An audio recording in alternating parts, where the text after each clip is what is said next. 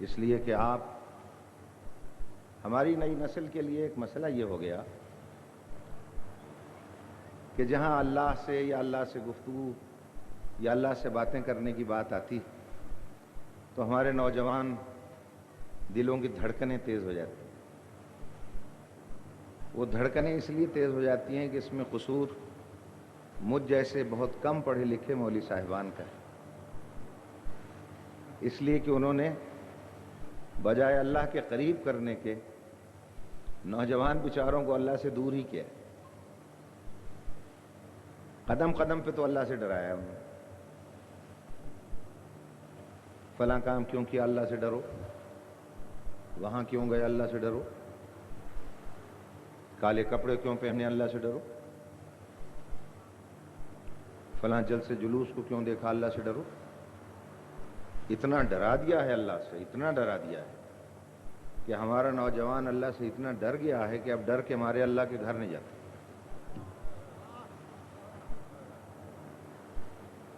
آدھی رات تک بیٹھے رہیں گے، سنیما میں بیٹھیں گے، وی سی آر کے سامنے بیٹھیں گے، لیکن گھر واپسی پر اگر رستے میں مسجد آ گئی تو کہیں گے ادھر نہ جا، با اللہ کا گھر ہے، اس سے ڈرو۔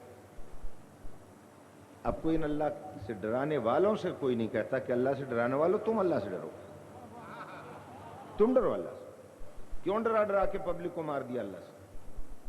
نعوذ باللہ، اللہ کوئی کلاشن کوف ہے، اللہ کوئی خطرناک شے ہے، کوئی گولی ہے، کیا ہے اللہ؟ کیوں ڈرو اللہ سے؟ اللہ کہتا ہے مجھ سے کیوں ڈرتے ہو، مجھ سے کیوں بھاگتے ہو؟ میں کوئی ڈراؤنی شے نہیں ہوں، میں بڑا رحمان ہوں، میں بڑا رحیم ہوں، میں بڑا کریم ہوں، میں بڑا پالنہار ہوں۔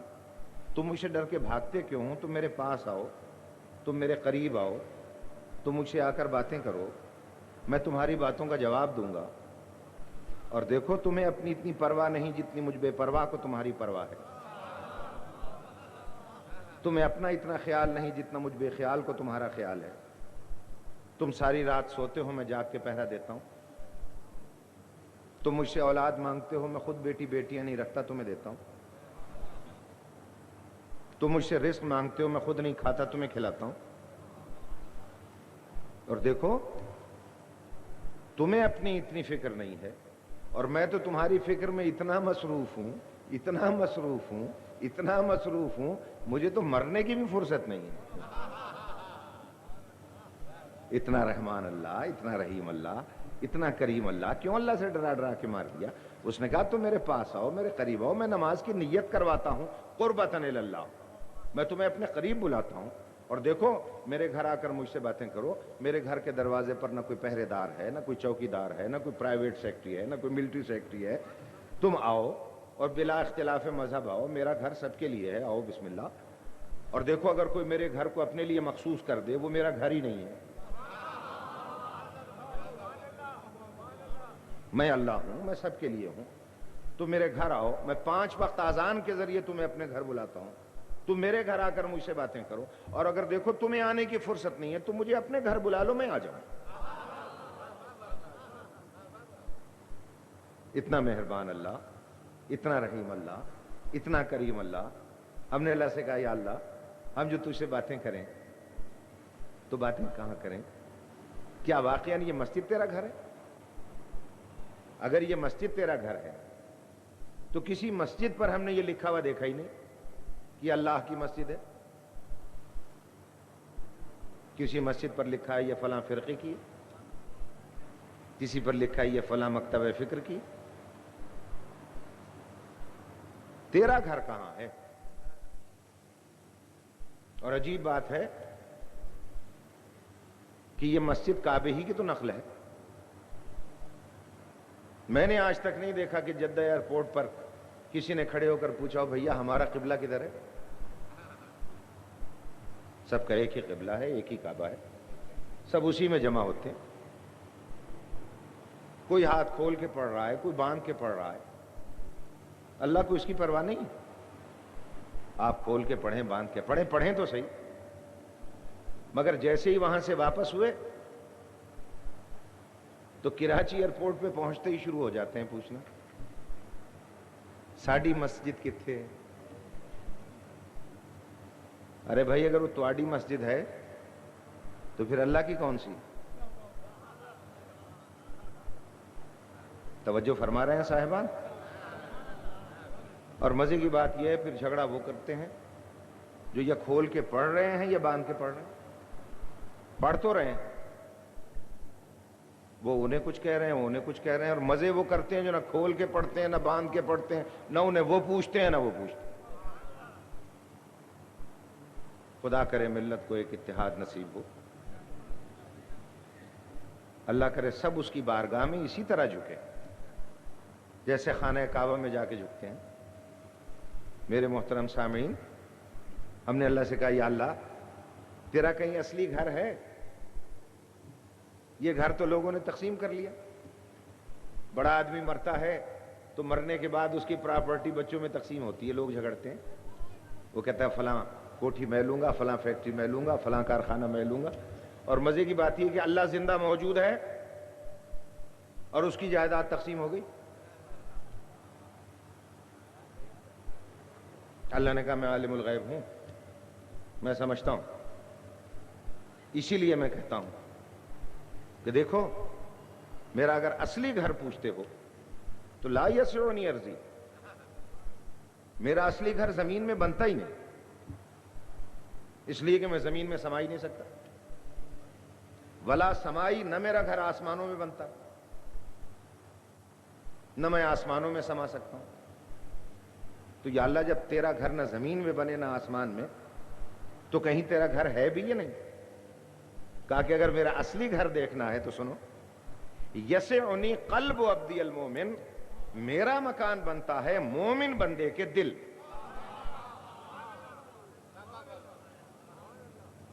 اللہ کا جو اصلی مکان ہے وہ مومن بندے کا دل. اسی لیے حکم ہے دیکھو کسی مومن کا دل نہ توڑنا. اللہ کا گھر ہے، اگر ٹوٹ گیا تو دنیا مرکز فساد ہو جائے گی.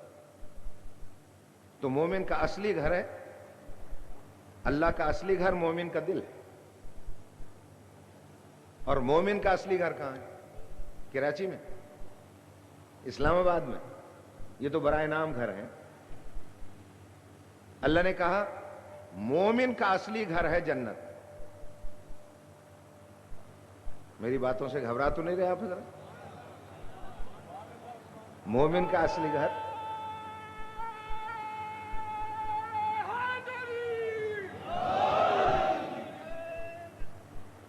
ایک دفعہ مل کے صلوات پڑھ دیں بآواز بلند محمد علیہ.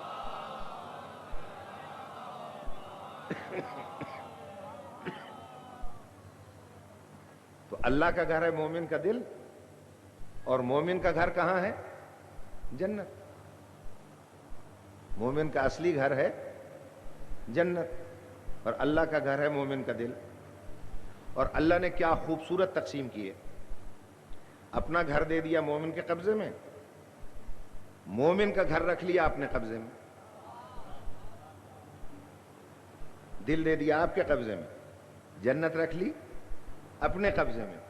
اور اس نے کہا دیکھو مومنوں، اگر تم میرے گھر میں مجھے رکھو گے تو تمہارے گھر میں تمہیں رکھوں گا، اور اگر میرے گھر میں میرے غیر کو لے آؤ گے تمہارے گھر میں کسی اور کو بسا دوں گا. ہاں؟ نہ کوئی لڑائی ہے، نہ جھگڑا ہے، نہ فساد ہے. سیدھی سادی سی بات ہے. اگر تم یہ چاہتے ہو کہ تمہیں جنت میں بڑا روشن گھر ملے، اللہ نے کہا نور ایمان سے میرے گھر کو روشن رکھو گے تو روشن کر دوں گا، اور اگر گناہوں کی تاریکیوں سے اسے تاریک کر دو گے تو میں تاریک کمرے میں پھینک دوں گا. اگر آپ چاہتے ہیں کہ آپ کو بڑا وسیع گھر ملے، اللہ نے کہا پیار و محبت سے میرے گھر کو وسیع رکھو گے تو وسیع گھر دوں گا، اور اگر بغض و حسد سے اور فرقہ بندیوں سے اسے تنگ کر دو گے تو میں تمہیں تنگ کمرے میں پھینک دوں گا. اب اگر چاہتے ہیں کہ آپ کو جنت میں بڑا سجا سجایا ہوا گھر ملے، اللہ کہتا ہے میرے گھر کو سجاؤ گے تو سجا ہوا گھر دوں گا، میرے گھر کو اجاڑو گے تو اجڑا ہوا گھر دوں گا. اب ہم نے کہا یا اللہ تیرے گھر کو کیسے سجائیں؟ کہاں قالینیں بچھائیں، کہاں صوفے سیٹ کریں، کہاں شامیانے لگائیں؟ اللہ نے کہا سجانے کا طریقہ بھی بتا دیتا ہوں. بطور ماڈل، بطور نمونہ ایک گھر بنوا رہا ہوں مکے میں، اسے جا کے دیکھ لو. جیسے اسے سجاؤں ویسے اس گھر کو سجا لینا. اب وہاں جو جا کر دیکھا تو اس نے کیسے سجایا کہ جتنے بندوں کے بنائے ہوئے خدا تھے اللہ نے اس گھر سے نکال دیے. تم بھی جتنے پبلک کے بنائے ہوئے ہیں اس گھر سے نکال دو. یہ گھر کو سجانے کا طریقہ.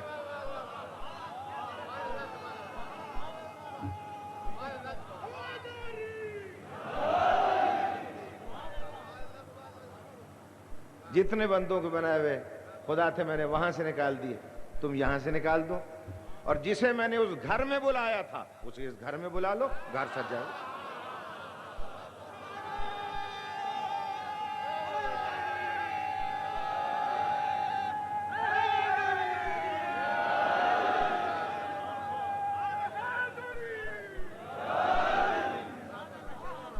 یہ گھر کو سجانے کا طریقہ ہے کہ جنہیں میں نے وہاں سے نکالا تم یہاں سے نکال دو, اور جسے میں نے اس گھر میں بلایا تھا اسے تم اس گھر میں بلا لو, گھر سج جائے گا. مگر یاد رکھنا جسے میں نے اس گھر میں بلایا تھا وہ کسی دروازے سے نہیں آیا, وہ کسی کھڑکی سے نہیں آیا. اس کے لیے مجھے دیواروں کو شکستہ کرنا پڑا. جب تک دیوار میں شکستگی نہیں آئی اس گھر میں آنے والا نہیں آیا, اور جب تک اس گھر کی دیواروں میں شکستگی نہیں آئے گی وہاں آنے والا یہاں بھی نہیں آئے گا. اب دنیا ہم سے پوچھتی ہے یہ پاگل ہو گئے ہیں, یہ دیوانے ہو گئے ہیں, یہ چھاتی پیٹتے ہیں, یہ ماتم کرتے ہیں, یہ سینے پہ ہاتھ مارتے ہیں, انہیں کون یہ فلسفہ سمجھائے؟ ہم پاگل نہیں ہیں, ہم یہاں ہاتھ مار کے اس گھر کی دیواروں کو شکستہ کرتے ہیں تاکہ وہاں آنے والا یہاں بھی آ جائے.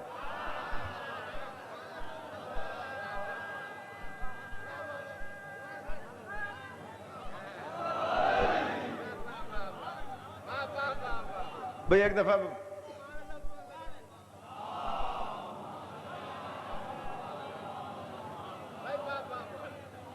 مل کے بآواز بلند صلوات پڑھتے ہیں محمد.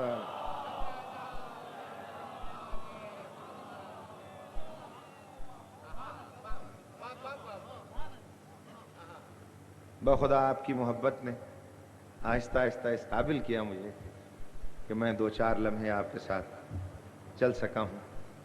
دوستان محترم, اب جب اللہ اس گھر میں بس گیا, آباد ہو گیا, اب ہم نے کہا یا اللہ اب ہم سے بات کر لیں, ہم تجھ سے باتیں کرنا چاہتے ہیں. اللہ نے کہا اچھا دیکھو بڑے کی بارگاہ میں آئے ہو نا, تو بڑے سے باتیں کرنے کا کوئی ڈھنگ ہے, کوئی اسلوب ہے. یہ نہیں ہے سوئے ہوئے اٹھے آنکھیں ملتے ہوئے آ گئے.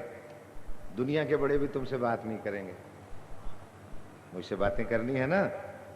فاغسلوا وجوہکم وایدیکم الی المرافق وامسحوا برؤوسکم وارجلکم الی الکعبین. دیکھو ہاتھ منہ دھو کے آؤ میرے سامنے, چہرے کو دھو, ہاتھوں کو دھو کوہنیوں تک, مسح کرو سر کا, مسح کرو پاؤں کا. یہ کس نے کہا؟ رب العالمین نے. ایک دم درمیان میں تشریف لے آیا رحمت للعالمین. اس نے کہا دیکھو جو رب العالمین نے کہا وہی کرنا. چہرہ دھو لو, ہاتھ کوہنیوں تک دھو لو, مسح کرو سر کا, مسح کرو پاؤں کا. لیکن سنو, اسلام کے سارے قوانین حکمت پہ مبنی ہیں. میں حکمت لے کے آیا ہوں. چہرے پر ڈالنے سے پہلے غور سے پانی کو دیکھ لو, اس میں کوئی نقص تو نہیں آ گیا, اس میں کوئی خرابی تو نہیں ہے. اور حکمت اور ڈاکٹری کی روح سے پانی میں صرف 3 ہی خرابیاں ہوتی ہیں, یا رنگ بدل جائے, یا ذائقہ بدل جائے, یا بدبو پیدا ہو جائے. غور سے دیکھ لو اسے, سمجھے؟ ہاں, ایسا نہ ہو کہ جراثیم آلود پانی تمہارے چہرے پر جا کر تمہارا چہرہ ہی خراب کر دے. لہذا چہرے پر ڈالنے سے پہلے چلو میں اٹھا کے غور سے دیکھو, اس کا رنگ تو خراب نہیں ہے.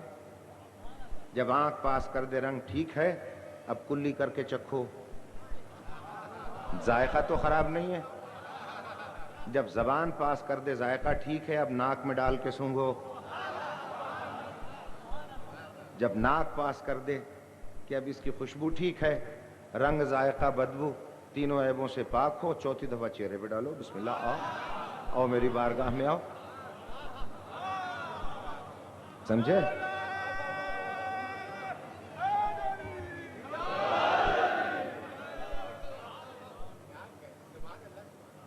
اب ہم بالکل ٹھیک ٹھاک ہو کر کھڑے ہو گئے. ہم نے کہا اللہ اب ہم سے باتیں کر لے. اللہ نے کہا دیکھو بڑے کے سامنے کھڑے ہو کر ادھر ادھر دیکھنا بہت بڑی گستاخی ہے.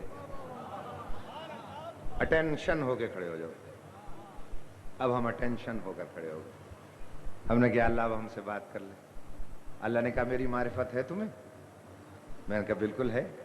کون ہوں میں نے دونوں ہاتھ اٹھا لیے یہاں تک اور ہاتھ اٹھا کر کہا اللہ اکبر. یہ ہاتھ کیوں اٹھا لیے میں نے کہا یا اللہ میں تیرے سامنے کھڑا ہوں اور سچے دل سے عرض کر رہا ہوں کہ میں نے دنیا کی ہر شے سے ہاتھ اٹھا لیے. نہ مجھے گھر یاد ہے، نہ بار یاد ہے، نہ مکان یاد ہے، نہ بچے یاد ہیں، نہ کاروبار یاد ہے، بس تو ہی تو ہے. ہر شے سے ہاتھ اٹھا لیے. اللہ نے کہا بسم اللہ اس سے آگے. میں نے کہا الحمدللہ رب العالمین. میں اس اللہ کی حمد کر رہا ہوں جو صرف میرا نہیں عالمین کا پالنے والا. اللہ نے کہا بالکل ٹھیک. اس سے آگے کہ الرحمن الرحیم. یا اللہ مجھے تو یوں ڈرا ڈرا کے مار دیا، یہ تو تیرے خدمت میں پہنچ کے پتا چلا تو کتنا مہربان ہے، تو کتنا رحیم، تو کتنا پالن ہار ہے. اللہ نے کہا بسم اللہ اس سے آگے کہ مالک یوم الدین. یا اللہ تو مالک ہے کس دن کا؟ بولے یوم حساب کا. تو مالک ہے کس دن کا؟ یوم حساب کا، قیامت کا.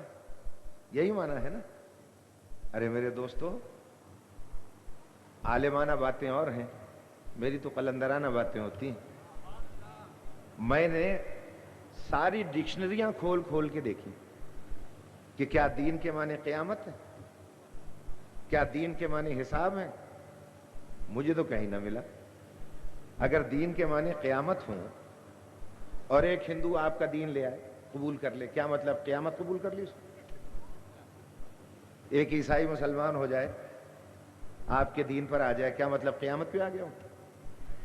ارے میں نے کسی سے پوچھا قبلہ، میرے مزے کی بات یہ میں نے سنی شیعہ دونوں اساتذہ سے پڑھا، یعنی فاضل عربی سے لے کر ایم اے تک جو میرے اساتذہ تھے ان میں اہل سنت بھی تھے، ان میں شیعہ بھی تھے. میں نے ہر ایک سے پوچھا.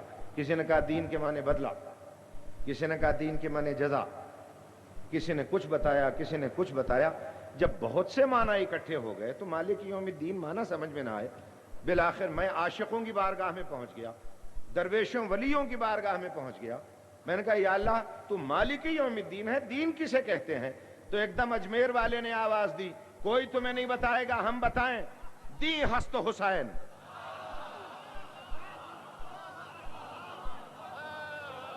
توجہ چاہتا ہوں.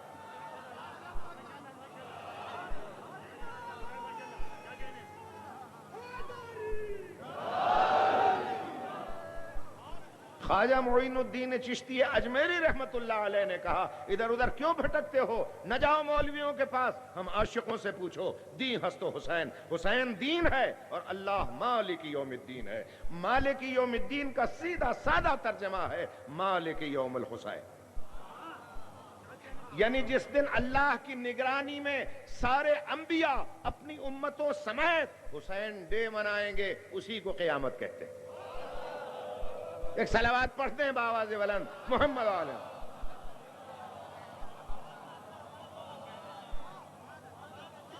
میں بارے دیگر صلوات پڑھتے ہیں محمد علیہ.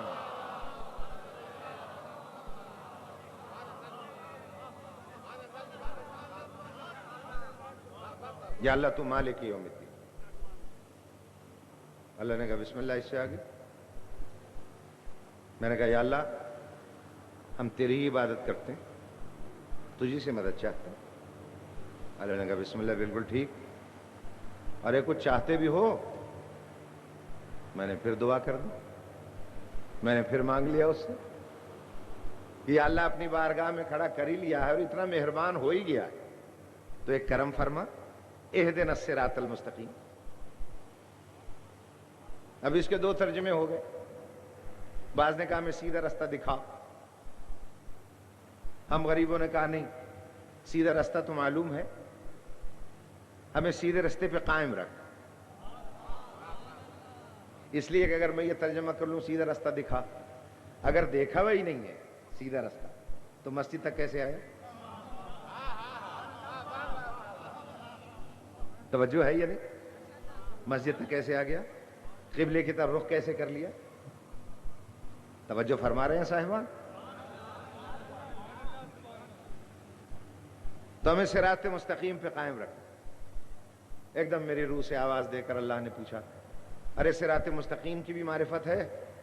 جلدی بتا دے۔ اب اس جلدی میں کہاں کہاں جاتا، کہاں کہاں آیتیں ڈھونڈتا، کہاں کہاں حدیثیں سناتا۔ میں نے جلدی میں اسی الصراط المستقیم ہی سے پوچھ لیا۔ میں نے کہا تو ہی بتا دے، میری رہنمائی کر کہ صراط مستقیم کسے کہتے ہیں۔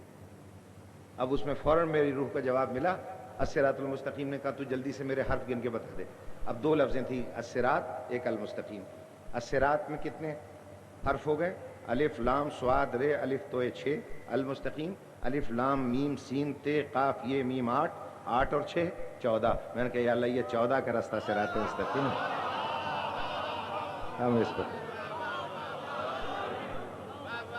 ہمیں اس پہ قائم بھائی ایک دفعہ صلوات پڑھتے ہیں بآواز بلند۔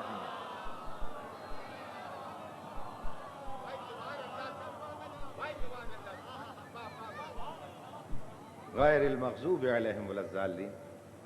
یا اللہ بس وہاں سے بچانا جو مغضوب ہو گئے، یہ جو گمراہ ہو گئے، جو گمراہ ہو گئے یا بدراہ ہو گئے، وہ ان سے بچا لینا۔ صراط مستقیم پہ ہمیں قائم۔ توجہ ہے صاحبان؟ یہ باتیں ہیں جو اللہ سے انسان کرتا ہے۔ کبھی اللہ سے باتیں کر کے دیکھو میرے نوجوان دوستو، اللہ کی قسم لاکھوں فلموں میں وہ مزہ نہیں آئے گا جو اللہ سے باتیں کرنے میں آتا ہے۔ لاکھوں ناولوں میں وہ لطف نہیں ملے گا آپ کو جو اللہ سے باتیں کرنے میں ملتا ہے۔ اللہ نے کہا واہ میرے بندے، بڑی سونی سونی گلاں کردا ہے، بڑی میٹھی میٹھی باتیں کرتا ہے۔ یہ باتیں تو نے کہاں سے سیکھی؟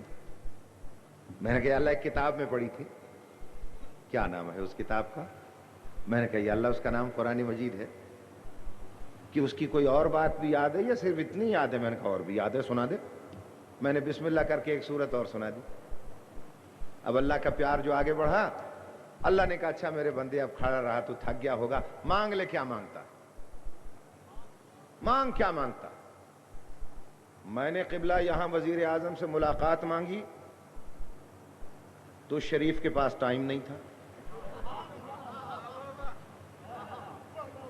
میں نے صدر صاحب سے ملاقات چاہی، ان کا مجھے فرصت ہی نہیں۔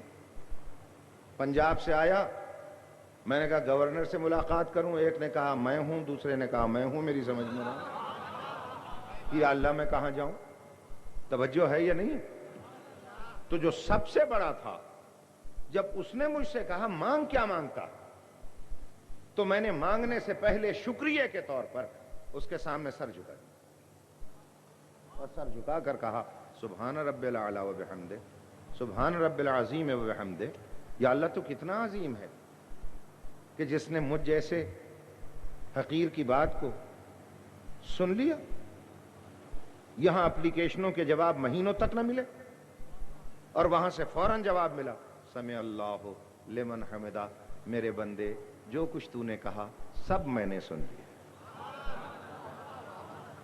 اور جیسے ہی وہاں سے جواب ملا، میں نے شکریہ کے طور پر پھر سجدے میں سر رکھ کر کہا سبحان رب العلی و بحمدہ۔ یا اللہ تو کتنا اعلیٰ ہے کہ جتنے مجھ جیسے ادنا کی بات کا جواب بھی فوراً دے دیا۔ اللہ نے کہا میرے بندے کھڑا بھی رہا، جھکا بھی صحیح، تھک گیا ہوگا، بیٹھ جا۔ اب میں نے کہا یا اللہ بیٹھ گیا، بیٹھ کے مانگ۔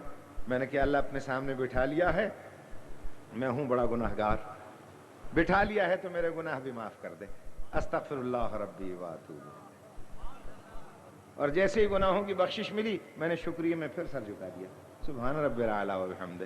یا اللہ تو کتنا اعلیٰ ہے کہ جس نے مجھ جیسے گناہگار کے گناہوں کو بھی معاف کر دیا۔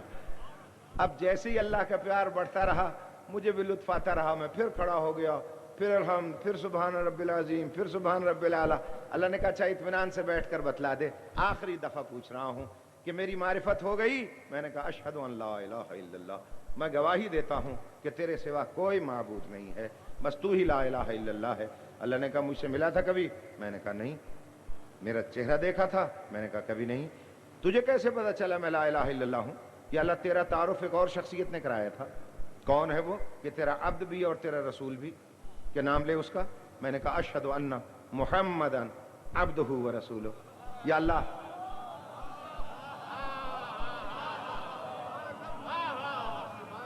یا اللہ اس کا اسم گرامی محمد ہے، وہ تیرا عبد بھی ہے اور تیرا رسول بھی ہے. ادھر لفظ محمد زبان سے نکلا، خدا کی قسم اللہ کو بھی وجد آ گیا، اس لیے کہ اس کے محبوب کا نام تھا. اگر آپ زبان سے لینا ایک دفعہ، لب کو لب نہ چوم لیں تو مجھے پکڑ لیں. ارے بھیا یہ لب کو لب کا چوم لینا بتلاتا ہے کہ کسی محبوب الہی کا نام. کہیں نا ایک دفعہ مل کے محمد، ایک دفعہ نہیں 2 دفعہ لب کو لب نہ چومے مجھے پکڑ لیا. پھر کہیں محمد، چومتا ہے لب سے لب یا نہیں؟ حالانکہ کیا میم ہے میم دال، بھئی 4 ہی تو حرف ہیں اس میں. لیکن اگر 4 سے مل کر محمد بنتا تو ہوتا محمد.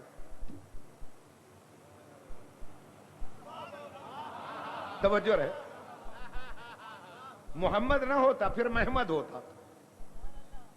دیکھنے میں 4 ہیں مگر میم کے اوپر ایک شد ہے، شد کے پردے میں ایک میم اور چھپی ہوئی ہے. تو محمد ایسے 5 کا مجموعہ ہے کہ 4 نظر آتے ہیں، 5ویں پردے میں غائب رہتی.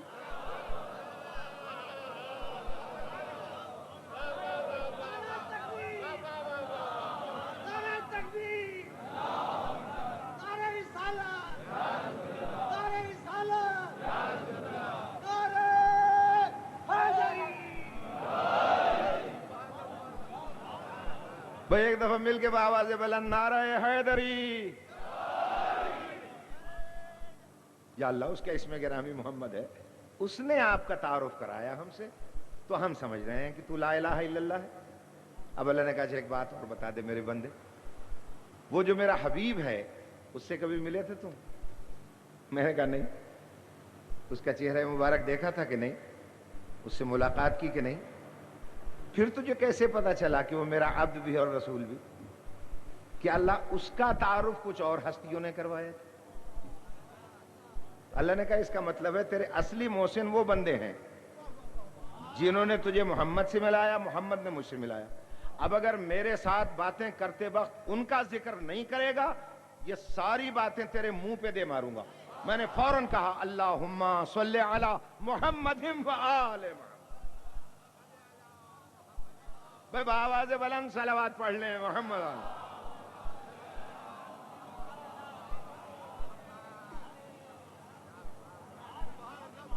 توجہ ہے صاحبان کرام. یاد رکھیے لغت میں ان باتوں کو دعا کہتے ہیں، عربی میں صلاۃ کہتے ہیں، اردو میں نماز کہتے ہیں. یہ اللہ سے باتیں کرنے کا طریقہ ہے. اللہ سے انسان گفتگو کرتا ہے، بات کہیں سے کہیں چلی جائے، لیکن بس اب مجھ میں سکت نہیں ہے زیادہ اس سے آگے بڑھنے کی. بیان کو سمیٹنے سے پہلے ایک بات میں عرض کر دوں، یہ ہے میرے دوستو نماز، یہ ہے اللہ سے گفتگو. اور یاد رکھیے دوستو، ہر شے کے 4 وجود ہوتے ہیں. منطق میں، فلسفے میں ہر شے کے 4 وجود ہیں. ایک وجود مکتوبی، ایک وجود ملفوظی، ایک وجود ذہنی، چوتھا ہے وجود حقیقی. وجود مکتوبی اسے کہتے ہیں جو لکھنے میں آئے، اور وجود ملفوظی اسے کہتے ہیں جو لفظوں میں ادا ہو. وجود ذہنی اسے کہتے ہیں جو ذہن میں ایک تصور ہو اس شے کا. اور وجود حقیقی جو چوتھا وجود ہے وہ ہے کہ اگر وہ نہ رہے تو باقی سب وجود بیکار ہو جاتے. مثلا رومال، زبان سے میں کہہ رہا ہوں رومال، یہ ہے وجود ملفوظی. میں نے کاغذ پر لکھ دیا رومال، رے واو میم الف لام، یہ ہے وجود مکتوبی. ایک رومال کا تصور میرے ذہن میں ہے، یہ ہے وجود ذہنی. اور چوتھا ہے وجود حقیقی جو میرے ہاتھ میں. اگر مجھے پسینہ آ جائے اور میں چاہوں کہ وہ خشک ہو جائے تو کیا وجود مکتوبی کام کرے گا؟ میں لکھنا شروع کر دوں رومال رومال رومال؟ نہیں. وجود ملفوظی سے کیا پسینہ خشک ہوگا؟ میں کہوں رومال رومال رومال؟ نہیں. تصور کر کے بیٹھ جاؤں وجود ذہنی رومال، پسینہ خشک ہوگا؟ معلوم ہوا یہ تینوں وجود بیکار ہیں جب تک چوتھا وجود حقیقی ہاتھ میں آتا پسینہ.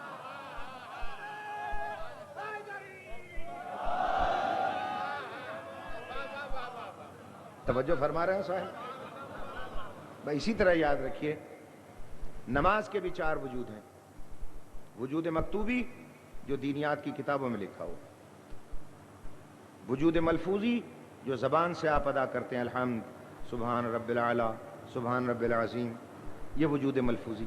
ایک نماز کا تصور ہے ذہن میں جو وجود ذہنی کہلاتا ہے، اور چوتھا وجود حقیقی ہے کہ اگر وہ نکل جائے تو باقی سب وجود بیکار ہو جاتا ہے. اب آئیے 5 منٹ میں ہم یہ دیکھ لیں کہ نماز کا وجود حقیقی کون سا ہے جس کے بغیر نماز نماز نہ رہے. آپ نے کہا اللہ اکبر، اللہ کا ذکر کیا، الحمد پڑھی، اس میں اللہ کا تذکرہ آیا، سبحان رب العظیم پھر اللہ کا ذکر ہوا، سبحان رب العلا اللہ کا ذکر ہوا، پھر قل هو اللہ پڑھی اللہ کا ذکر ہوا، پھر رکوع میں گئے سجدے میں گئے اللہ کا ذکر ہوا، پھر کہا اشہد ان لا الہ الا اللہ اللہ کا ذکر ہوا. اگر یہ ذکر نہ ہو نماز ہو جائے گی؟ بولیے. کوئی میرے ساتھ ہوں ہاں کرتے رہیے، اس لیے کہ خطیب تو میں ہوں نہیں. خطیب اسے کہتے ہیں جو اپنی سنایا جائے کسی کی سنی نہیں. تو میری تو طالب علمانہ باتیں ہیں، رات کا وقت ہے، کہانی کے طرز پہ بات کر رہا ہوں. کہانی کا مزہ تبھی آتا ہے سننے والا ہوں ہوں کرتا رہے، بات چلتی رہتی.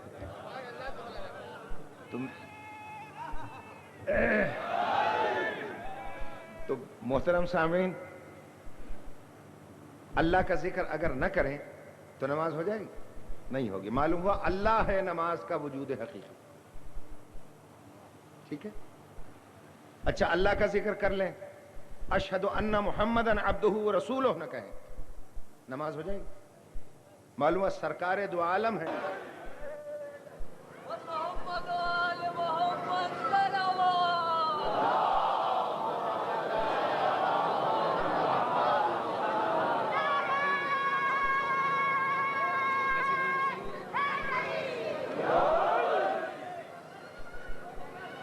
میری گفتگو ذہن عالی میں ہے، موجود ہے نا؟ ابھی تو میں سرکار دو عالم کے نام تک ہی پہنچا تھا. زباں پہ بار الہ کس کا نام آیا، اور نطق نے تو بوسے لینے تھے سو لے لیے، لیکن اس کے بعد چراغوں میں روشنی نہ رہی.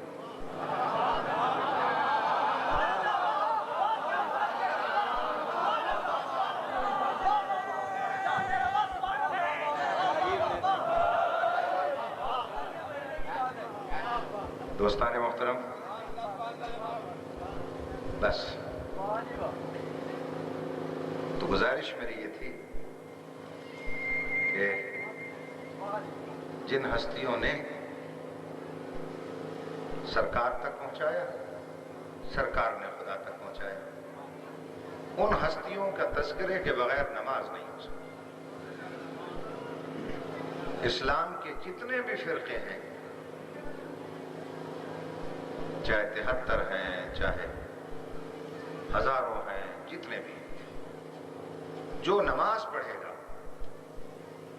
اسے ان ہستیوں کا تذکرہ کرنا ہی پڑے گا. اللہم صلی علی محمد و آل محمد کہیں یا وعلی آل محمد کہیں، سیدھا آل تک جائیں یا علا ولا کے جائیں، جانا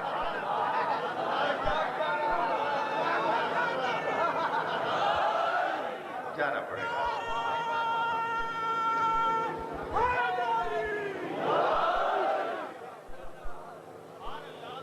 اس کا مطلب یہ ہو گیا کہ اگر ان میں سے کوئی بھی نماز سے نکل جائے تو نماز نہیں ہوگی. اس کا مطلب ہے نماز کا وجود حقیقی 3 ہے، اللہ، محمد، آل محمد.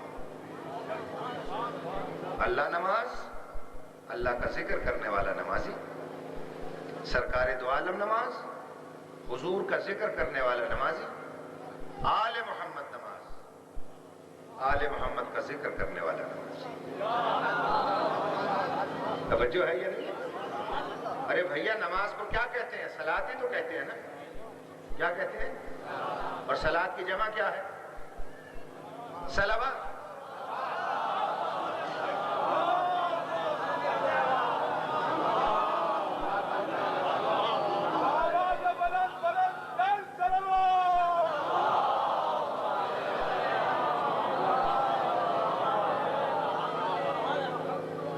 اس کا مطلب یہ ہوا کہ اگر آپ ایک نماز پڑھتے ہیں تو صلاۃ،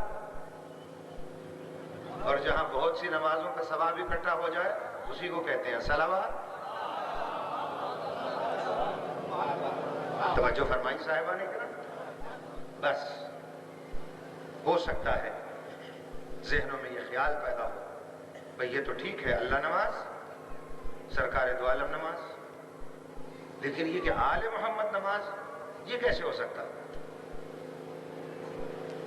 اب تفصیلات پھر کبھی صحیح، بہت وقت لے لیا میں نے آپ کو، لیکن میں نے وقت صرف اس لیے لیا کہ میں خالق مالک خاک شفا کا ذکر اتنی دیر کروں کہ میری طبیعت ٹھیک ہو جائے، اور الحمدللہ طبیعت میری بحال ہو۔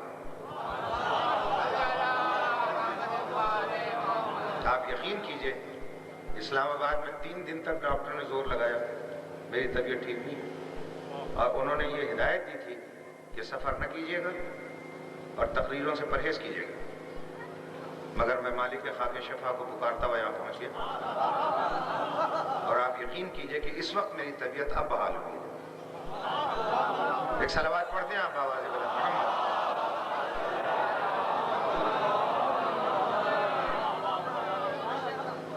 دوستان محترم، بس اللہ نماز، سرکار دو عالم نماز، آل محمد نماز۔ اب یہ آل محمد کیسے نماز ہے اس کے لیے صرف اشارے سے گزر کے بیان ختم کرتا ہوں میں۔ اللہ نے کہا یہ میں خود سمجھاؤں گا، مگر عام پبلک میں نہیں سمجھاؤں گا کہ آل محمد کیسے نماز کا وجود حقیقی۔ یاد رہے اللہ نماز ہے، اللہ کا ذکر کرنے والا نمازی۔ نماز افضل ہے یا نمازی؟ نماز۔ توجہ، اسی لیے حکم ہے، میں نماز پڑھ رہا ہوں، مجھے بڑے سے بڑا آدمی پکارے میں نماز نہیں توڑ سکتا، لیکن اللہ کے لیے حکم ہے جو ہی میرا اللہ آواز دے نماز توڑ دو اور اس کی آواز پہ لبیک کہو، کیونکہ تم نمازی ہو، اصل نماز نے آواز دی۔ سرکار دو عالم نماز ہے، میں نماز پڑھ رہا ہوں، مجھے امیر بلائے، وزیر بلائے، پریزیڈنٹ بلائے، وزیر اعظم بلائے، کوئی بڑے سے بڑا بلائے، میں نماز نہیں توڑ سکتا، لیکن رسول کے لیے ارشاد ہوتا ہے یا ایھا الذین آمنوا استجیبوا للہ وللرسول اذا دعاکم لما یحییکم۔ اللہ اور اس کا رسول جیسے ہی آواز دے نماز توڑ دو اور اس کی آواز پہ لبیک کرو۔ کیوں؟ تم نمازی ہو، اصل نماز نے آواز دی۔ اب آل محمد نماز، اللہ نے کہا یہ میں یہاں نہیں سمجھاؤں گا، یہ میں سمجھاؤں گا کہاں؟ عوام میں نہیں، خواص میں سمجھاؤں گا، مدینے میں سمجھاؤں گا، مسجد نبوی میں سمجھاؤں گا، صحابہ کرام رضوان اللہ علیہم کی صفوں میں سمجھاؤں گا، اور اس وقت سمجھاؤں گا کہ جب امام الانبیاء امام جماعت ہو، اور جتنے رضوان اللہ علیہم ہیں صحابہ کرام رضوان اللہ علیہم پیچھے صف میں کھڑے ہوں گے۔ پیغمبر نے تکبیر کہی، قیام کیا، رکوع میں گئے، سجدے میں گئے، 3 دفعہ سبحان رب العالی کہہ کر سر اٹھانا چاہا کہ آل محمد میں۔ اور حسین ابن علی کے لیے یوں رستہ بنتا چلا جا رہا ہے صفوں میں، ایسا محسوس ہوتا ہے جیسے ولادت علی کے لیے دیوار کعبہ میں شگاف آتا چلا جا رہا ہے۔ ایک صف سے گزرے، دوسری سے، تیسری سے، چوتھی سے، اور سیدھا جا کر کہاں بیٹھے؟ مصلی پہ نہیں، نانا کی پشتے اتھر۔ توجہ چاہتا ہوں بھائی، ادھر سے حسین چلے، ادھر سے جبریل چلا، ادھر سے حسین چلے، उधर से जिब्रील चला।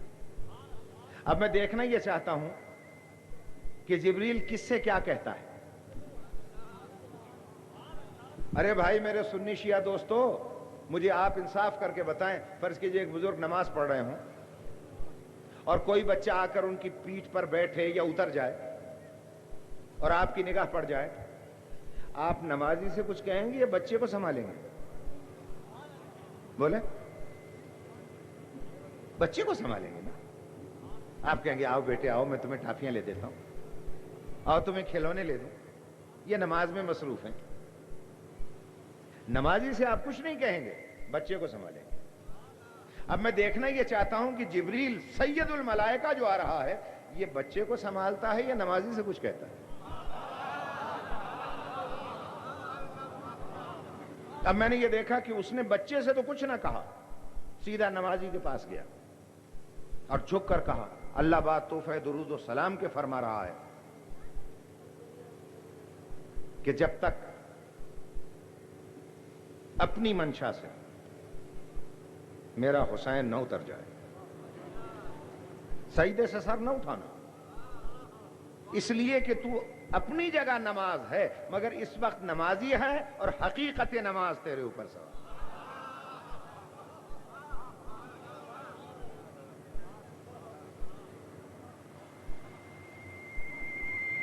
खुदा की कसम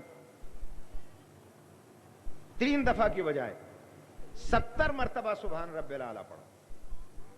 और मजे की बात यह, सुन्नी शिया सब मुत्तफिक हैं इस रिवायत पर, सब उलमा का फैसला। मैं कहता हूं जिब्रील के आने की जरूरत क्या थी? लोगों को ताज्जुब है जिब्रील के आने पर, मुझे ताज्जुब है जिब्रील के जाने पर।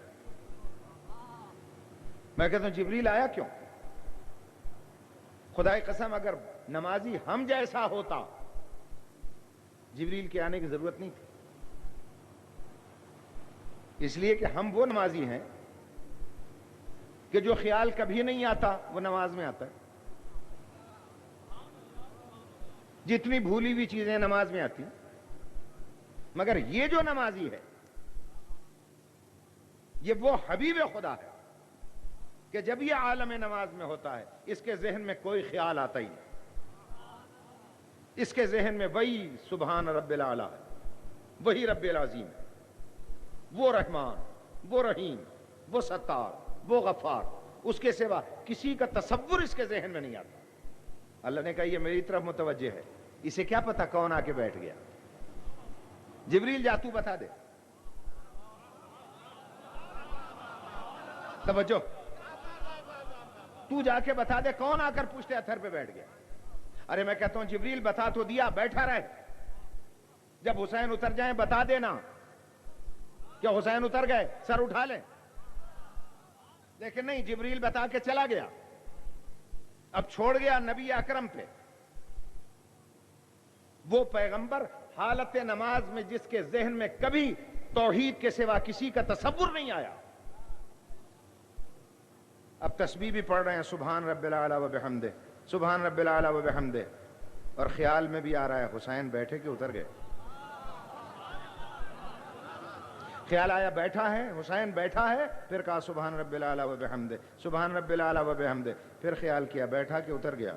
बैठा है, फिर कहा सुभान रब्बिल आला व बिहम्दे, सुभान रब्बिल आला व बिहम्दे, 40 मरतबा पढ़ा सुभान रब्बिल आला व बिहम्दे, 40 मरतबा ख्याल आया हुसैन बैठा कि उतर गया। बैठा है, फिर कहा सुभान रब्बिल आला व बिहम्दे, 50 मरतबा सुभान रब्बिल आला पढ़ा, ख्याल किया हुसैन बैठा कि उतर गया। बैठा है, फिर कहा सुभान रब्बिल आला व बिहम्दे, 60 मरतबा पढ़ा, 60 मरतबा ख्याल आया हुसैन बैठा कि उतर गया। अच्छी अभी हुसैन बैठा है, फिर कहा सुभान रब्बिल आला व बिहम्दे, 70 मरतबा तस्बीह पढ़ी, 70 मरतबा ख्याल आया हुसैन बैठा के उतर गया। हुसैन जब उतर गए फिर सजदे से सर उठा लिया। मैं कहता हूं ये बार बार तस्बीह और बार बार हुसैन का ख्याल, मसला क्या है? अल्लाह कहना यह चाहता था मेरे हबीब इबादतों की मेराज है नमाज, नमाज की मेराज है सजदा, सजदे में है साहिब मेराज। ऐ साहिब मेराज, तेरी मेराज की मेराज ये है कि जबान पर जिक्र मेरा रहे, जहन में तखय्युल हुसैन का।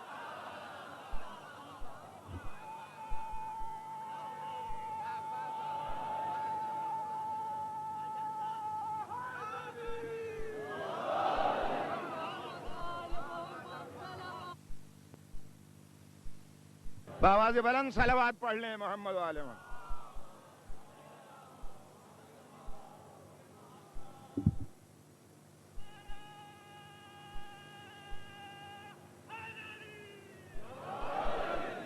ارے بھیا میں نے سنی شیعہ دونوں علماء سے پوچھا، میں نے جیسا کہ عرض کیا دونوں میرے اساتذہ تھے. میں نے کہا جناب ذرا یہ فرمائیے کہ 3 دفعہ سبحان رب العالی پڑھنا تھا، یہ جو 70 مرتبہ پڑھا تو کیا نماز نبوت میں خلل نہیں آیا؟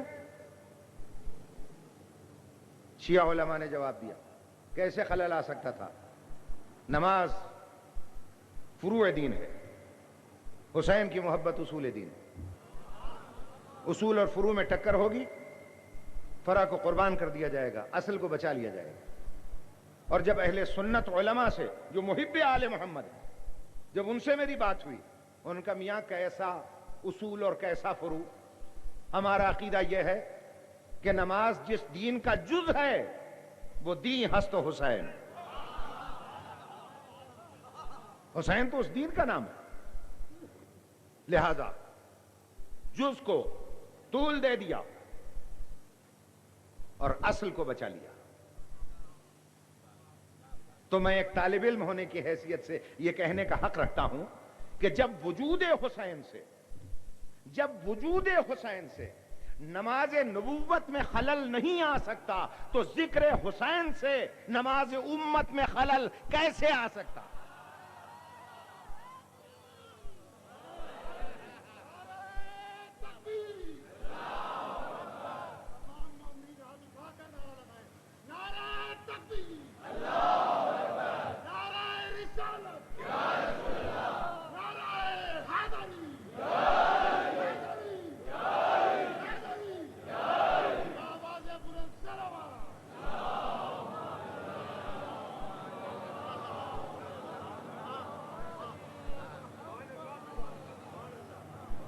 توجہ نہیں فرمائی آپ؟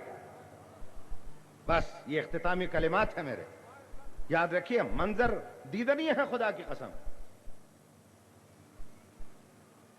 کہ تمام جماعت سجدے سے سر اٹھانے کے لیے رسول کے انتظار میں. ارے جتنے صحابہ کرام ہیں وہ سجدے سے سر اٹھانے کے لیے رسول کے انتظار میں ہیں. رسول مشیت کے انتظار میں، مشیت حسین کے انتظار میں. توجہ نہیں فرمائی آپ؟ جماعت رسول کے انتظار میں، رسول مشیت کے انتظار میں، مشیت حسین کے انتظار میں. اب بھی سمجھ میں نہیں آئی بات؟ یاد رکھیے جو رسول کا انتظار کرے وہ جماعت ہے، اور مشیت جس کا انتظار کرے وہ حسین ہے. اور جب 70 مرتبہ سبحان رب العالی سن لیا نواسہ رسول نے، مسکرا کے اتر آیا اور یہ کہتا ہوا اترا کہ نانا آج تو نے میری ناز برداری کی. 70 مرتبہ سبحان رب العالی کا. میں بھی احسان فراموش نہیں، تیری آغوش کا پلا ہوا، تیری زبان چوس کے پروان چڑھاؤ. اگر میں نے اس 70 کا بدلہ 72 سے نہ دیا تو مجھے حسین نہ کہیے. اور نانا فکر نہ کریں آپ، اس دن آپ بھی آ کے دیکھ لیجئے گا جس دن میں اس سجدے کا بدلہ اتاروں گا. اور نانا میں وعدہ کرتا ہوں کہ آپ نے 70 مرتبہ سبحان رب العالی پڑھا پھر بھی سر تو سجدے سے اٹھا لیا،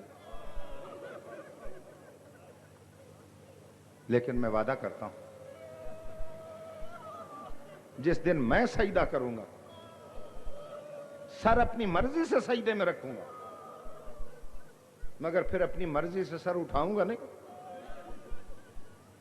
قاتل کا خنجر سر اٹھا لے تو اٹھا لے. میرے سنی شیعہ بھائیوں، سجدہ کب مکمل ہوتا ہے؟ جب انسان اپنی مرضی سے سجدے میں سر رکھے اور اپنی مرضی سے سر اٹھا لے. لیکن فاطمہ کے لال نے اپنی مرضی سے تو سر رکھا سجدے میں، مگر آج تک اپنی مرضی سے سر اٹھایا نہیں۔ اس کا مطلب ہے دنیا کے سجدے ختم ہو گئے، مگر حسین کا سجدہ آج بھی چل رہا ہے۔ حسین ابن علی کا سجدہ قیامت تک چلتا رہے گا۔ اور خدا کی قسم، کائنات میں کتنے سجدہ گزار گزرے ہیں۔ میں کہتا ہوں، خود سرکار سید الشہداء ارشاد فرماتے ہیں کہ میرے سجدے میرے نانا کے مقابلے میں وہی حیثیت رکھتے ہیں جو سورج کے مقابلے میں ایک ذرے کی۔ پیغمبر اکرم نے کتنے سجدے کیے؟ اتنے سجدے کرنے والا پیغمبر سید الانبیاء کہلایا۔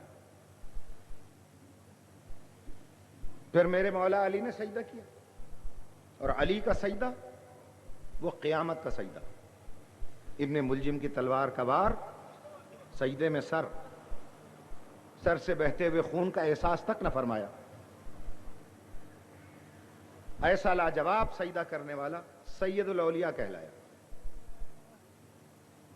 پھر امام حسن نے جماعت کی تکمیل کروائی اور ایسا سجدہ کیا کہ زخمی باپ کا خیال بھی سجدے میں نہ آنے پایا۔ وہ سید شباب اہل الجنہ کہلایا۔ اور پھر حسین کا لاجواب سجدہ، زیر خنجر قاتل سجدہ۔ اتنا عظیم سجدہ کرنے کے بعد بھی سید الشہداء کہلایا۔ میں آپ سے ایک سوال پوچھتا ہوں، مجھے بتائیں، ان سجدہ کرنے والوں میں سید الساجدین کون کہلایا؟ ان عبادت کرنے والوں میں زین العابدین کون ہے؟ ذرا یہ مجھے بتا دیں آپ۔ میرے محترم سامعین، خدا جانے اس بیمار امام نے کس عالم میں سجدہ کیا۔ میرے بزرگوں، ایک نفسیاتی بات عرض کرتا ہوں، 3 وقت اگر انسان پہ آ جائیں تو انسان کو کچھ یاد نہیں رہتا۔ ایک، جب زمین میں زبردست زلزلہ آ جائے، بلڈنگیں ہل رہی ہوں، تو انسان کو سوائے اپنی ذات بچانے کی کچھ یاد نہیں رہتا، جان بچا کے بھاگتا ہے۔ ایک، جب زبردست طوفان آ جائے، درخت گر رہے ہوں، چھتیں اڑ رہی ہوں، مٹی آنکھوں میں پڑ رہی ہو، نظر کچھ نہ آ رہا ہو، انسان کو کچھ یاد نہیں رہتا۔ اور تیسرا وہ وقت جب خدا نہ خواستہ چاروں طرف آگ میں گھر جائے، انسان کو کچھ یاد نہیں رہتا۔ مجھے اسی مقدس ذکر کی قسم ہے کہ شام غریبہ میرے بیمار امام پہ تینوں حالتیں اکٹھی ہو گئیں۔ تینوں حالتیں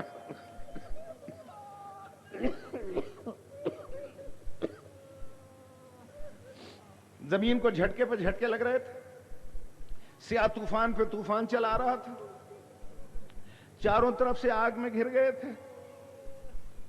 میری شہزادی فرماتی ہیں، جب میں شعلوں سے گزر کر اپنے بیمار بیٹے کو اٹھانے گئی تو میں نے دیکھا چاروں طرف آگ تھی، بیچ میں میرا بیمار فرزند تھا، سجدے میں سر تھا، زبان پر تھا سبحان رب العلا،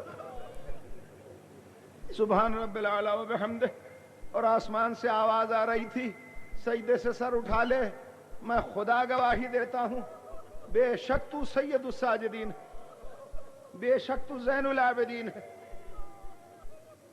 کون زین العابدین؟ کون سید الساجدین؟ جس کے سجدے میں اور دوسروں کے سجدے میں یہ فرق تھا، سرکار سید الشہداء کا سجدہ زیر خنجر سجدہ، مگر ہاتھ تو فارغ تھے، کھلے ہوئے ہاتھ تھے۔ اور جب میرے بیمار امام نے سجدے کیے، ہاتھوں میں ہتکڑیاں، پاؤں میں بیڑیاں، گلے میں طوق، پھر ایک جگہ سجدہ نہیں، کبھی بازار میں سجدہ، کبھی دربار میں سجدہ، کبھی وادی پرخار میں سجدہ۔ اور میرا غیرت مند امام کس عالم میں چل رہا تھا لے کر کارواں کو؟ میرے دوستو، یہ وہ بیمار امام تھا جس کی ماں ایران کی شہزادی تھی، باپ عالمین کا شہزادہ تھا، اس کی رگوں میں شاہی خون تھا، اور اس کے لیے جناب امیر المومنین کی خصوصی تاکید تھی اپنی بیٹیوں کو کہ بیٹا زینب باقی بچوں کا مزاج اور ہے، زین العابدین کا مزاج اور ہے، اس میں شاہی نزاکت ہے، اس میں شاہی غیرت ہے، دیکھو یہ دھوپ میں نہ نکلنے پائے، دیکھو یہ بازار میں نہ جانے پائے،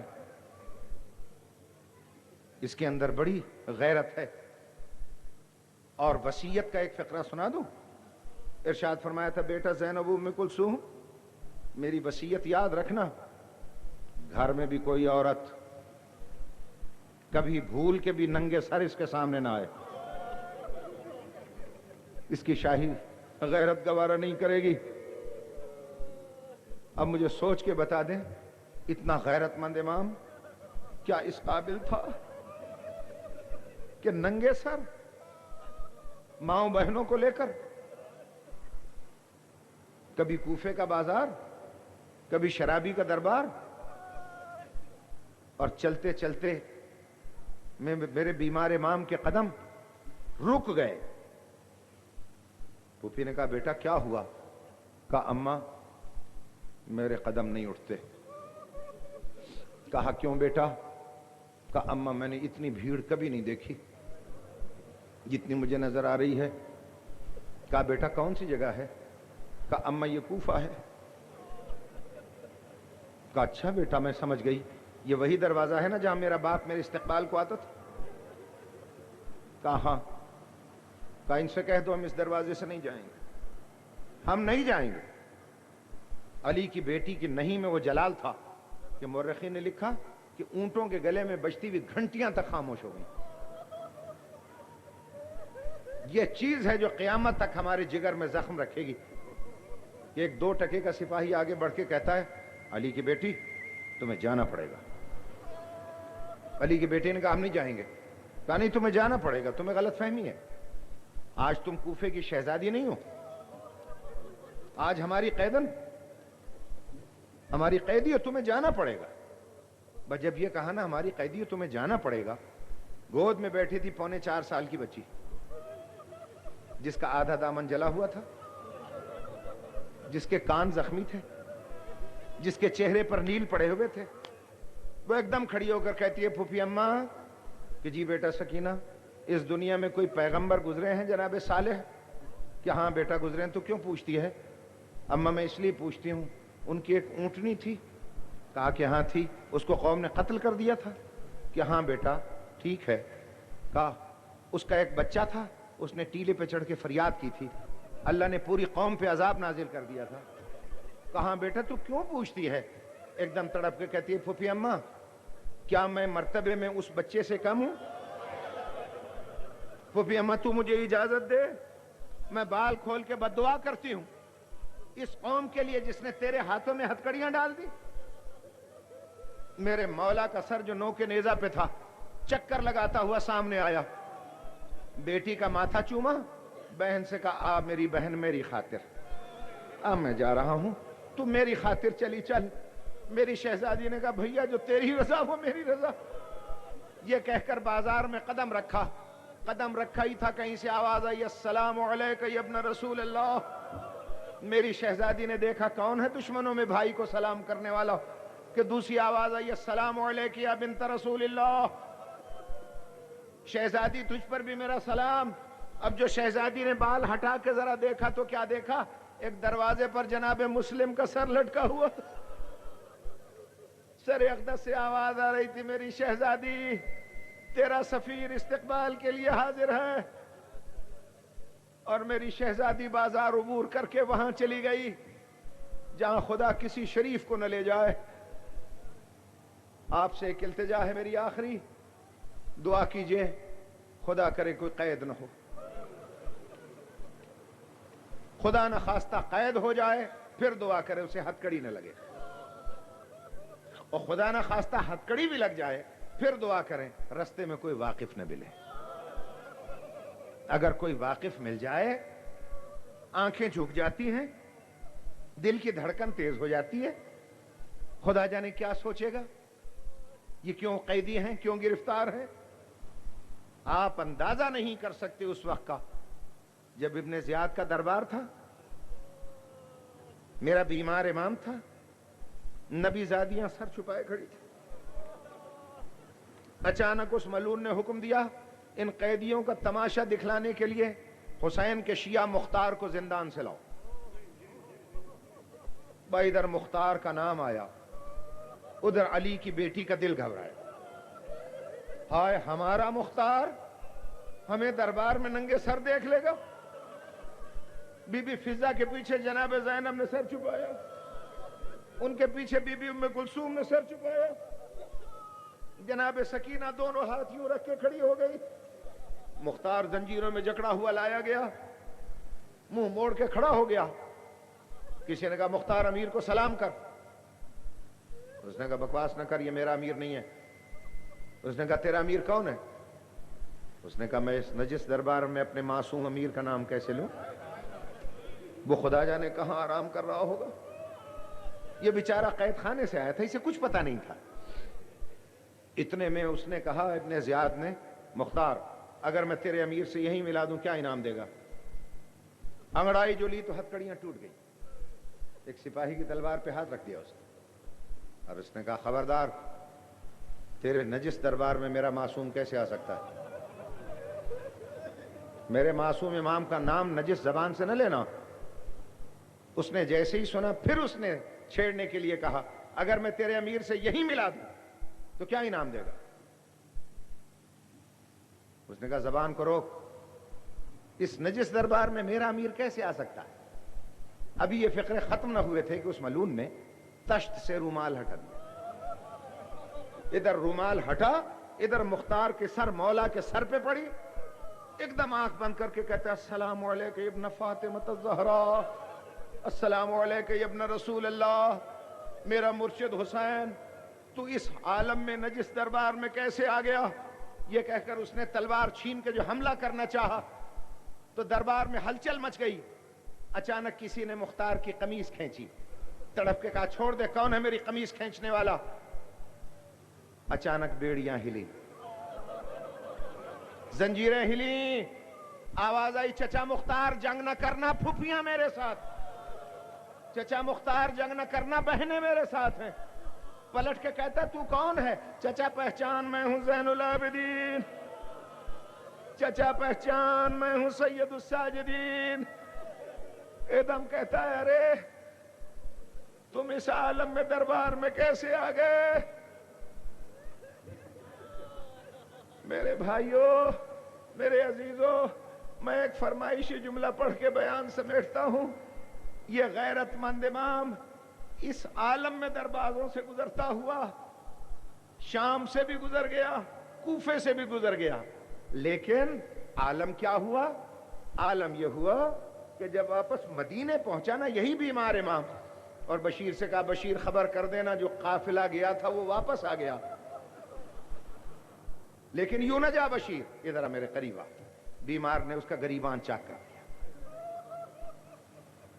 ایک کالا کپڑا لے کر بشیر کے گلے میں ڈال دیا. یہ جو میں کالا کپڑا پہنے بیٹھا ہوں یہ اسی کی یادگار ہے، یہ اسی کی نشانی ہے. سب سے پہلا ذاکر حسین کا جو مدینے کی گلیوں میں آواز دیتا جا رہا تھا وہ بشیر تھا. اور اس نے جیسے ہی مدینے کی گلیوں میں چلنا شروع کیا کالا کپڑا پہنے ہوئے، لوگ اکٹھے ہو گئے. مل خبر مل خبر، بشیر کیا خبر ہے؟ کال خبر عند قبر رسول اللہ. یوں نہیں بتاؤں گا، روضہ رسول پہ آؤ وہاں بتاؤں گا. اور جیسے ہی روضہ رسول کو دیکھا اس نے بے ساختہ چیخ مار کے کہتا ہے قتل الحسین بے کربلا. لوگوں حسین کربلا میں مارا گیا، بلا جرم ولا خطا، بے جرم و خطا مارا گیا. بشیر کہتا مجھے نہیں بھولتا ایک دروازے کا کھلنا، اس سے ایک بیمار بچی کا پٹی باندھ کے نکلنا، اس کا ٹھوکر کھا کے گرنا، اس کے پیچھے ایک ضعیفہ سفید سر والی کا کمر پکڑے ہوئے نکل کے اسے سنبھالنا. اور میرے قریب آ کر پوچھتی ہے کون مارا گیا، کہاں مارا گیا؟ میں نے کہا کربلا میں حسین مارا گیا. کہا کوئی آیا بھی ہے؟ میں نے کہا ہاں. کہاں ہے؟ شہر سے باہر. کہا تو آگے چل، میں پیچھے چلتی ہوں. آگے آگے بشیر، پیچھے وہ ضعیفہ خاتون بیمار کا ہاتھ پکڑے ہوئے سیاہ خیموں کے قریب پہنچا. بشیر نے اشارہ کیا بی بی اس خیمے میں چلی جائیں. بیوی جب جانے لگیں تو دیکھا کہ خیمے سے پرے دروازے پر ذرا باہر ایک بوڑھا ضعیف لاچار سفید سر زمین پہ ماتھے پہ ہاتھ رکھ کے بیٹھا. اس ضعیفہ نے کہا یا شیخ او بوڑھے عرب راستے سے ہٹ جا, میں گزرنا چاہتی ہوں. اس نے اٹھا چاہا اٹھا نہ گیا, اتنا کمزور اٹھا نہ گیا. پھر اس خاتون نے کہا تو نہیں جانتا میں کون ہوں؟ میں علی کی بیوہ ہوں, میں حکم دیتی ہوں راستے سے ہٹ جا. وہ پھر نہ اٹھ سکا. تو جلال میں آ کر کہا تو جانتا نہیں میں کون ہوں؟ میں عباس کی ماں ہوں, میں عباس غازی کی ماں ہوں, حکم دیتی ہوں راستے سے ہٹ جا. عباس کا نام آیا, مشکل سے وہ بوڑھا کمر پکڑ کے اٹھا, کانپتے ہوئے ہاتھ ماتھے پہ رکھ کے کہتا ہے دادی میرا سلام, دادی میرا سلام.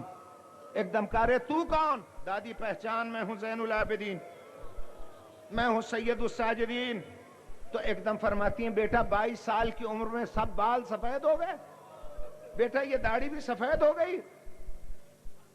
ایک دم بیمار نے کہا اماں تیرے عباس نے وفا کی حد کر دی, لائے دنیا یہ تاریخ ایسی مائیں, جیسے ہی کہا تیرے عباس نے حد کر دی. ایک دم ام البنین کہتی ہیں میں عباس کا نام سننے نہیں آئی, میں عباس کا نام سننے نہیں آئی, بتا میرا حسین کہاں ہے, میرا حسین کہاں ہے؟ تو ایک دم کہا اماں تیرے عباس نے حد کر دی. کہا پھر عباس کا نام نہ لینا. ایک بچے نے دامن کھینچا, کہا چھوڑ دے کون ہے میرا دامن کھینچنے والا؟ کہا اماں پہچان میں تیرے عباس کا فضل ہوں. کہا فضل تو آ گیا, سکینہ کہاں گئی؟ وہ کیوں نہیں آئی؟ پھر جب عباس کا نام لیا کہا عباس نہیں, یہ بتا میرا حسین کہاں ہے؟ بیمار نے کہا اماں تیرے حسین پر مصیبت کی حد گزر گئی. کہا کیا ہوا؟ کہا اماں مصیبت کی انتہا یہ تھی کہ زینب نے رکاب پکڑی اور حسین زین پہ بیٹھا. بھئی یہ سننا تھا کہ زینب نے رکاب پکڑی اور حسین ذوالجناح کی زین پہ بیٹھے. ام البنین کو جلال آیا, ایک دم نجف کی طرح منہ کر کے کہا یا علی تو اسی عباس کو وفادار کہتا تھا؟ یہ میں کیا سن رہی ہوں؟ زینب رکابیں پکڑتی رہی, کربلا کو رخ کر کے کہا عباس تجھے دودھ نہیں بخشوں گی, زینب سے تو نے رکابیں پکڑوا دی. ایک دم پاؤں پکڑ کر بی بی زینب نے کہا اماں میرا عباس تھا نہیں, میرا عباس ہوتا میں رکابیں نہ پکڑتی. کہا بیٹا عباس بھی چلا گیا, علی اکبر بھی چلا گیا, تو تجھے کیسے پتا چلا کہ میرا حسین شہید ہو گیا؟ کہا اماں اور تو کوئی تھا نہیں, اچانک میدان میں آواز آئی تھی قتل الحسین بکربلا, ذبح الحسین بکربلا, اور ذوالجناح نے خیمے کے دروازے